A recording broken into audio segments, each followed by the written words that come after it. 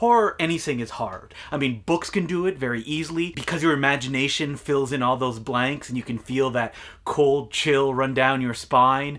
But movies, a little bit tougher, and especially comic books, have a lot of difficulty with it. Which is why I really want to recommend the CROSSROADS at Midnight, the new anthology horror comic by Abby Howard. Now, I have been a huge Abby Howard fan since I stumbled upon her webcomic Junior Scientist Power Hour, and I just love her mixture of goofy, personality-filled work, especially when it comes to her narrative stuff. She has this great rounded character design in these super detailed surroundings. And that works kind of perfectly when it comes to horror stuff because the rounded characters allow you to kind of get into their perspective and then contrast them against the very complicated place where they're located. I was a little bit worried when I read horror comics, especially stuff that is inspired by creepy pasta-ish internet material, because if it's just a straight downer, then having to read 50 pages of that and reaching the end and going, okay, I guess everybody dies and it's terrible and the monster eats them,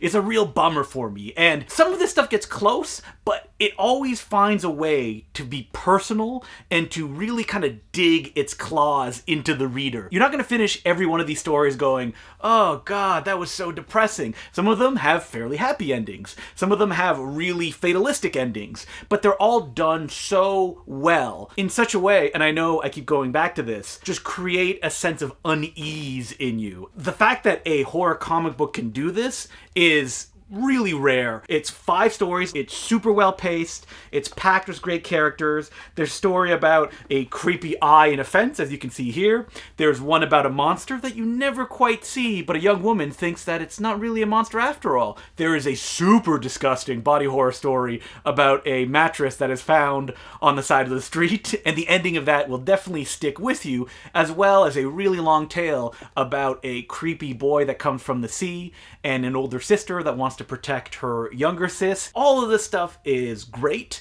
I hope more people check it out before it is clearly adapted into a miniseries of some sort, and that you just support the work of Abby Howard because she deserves a huge fan base.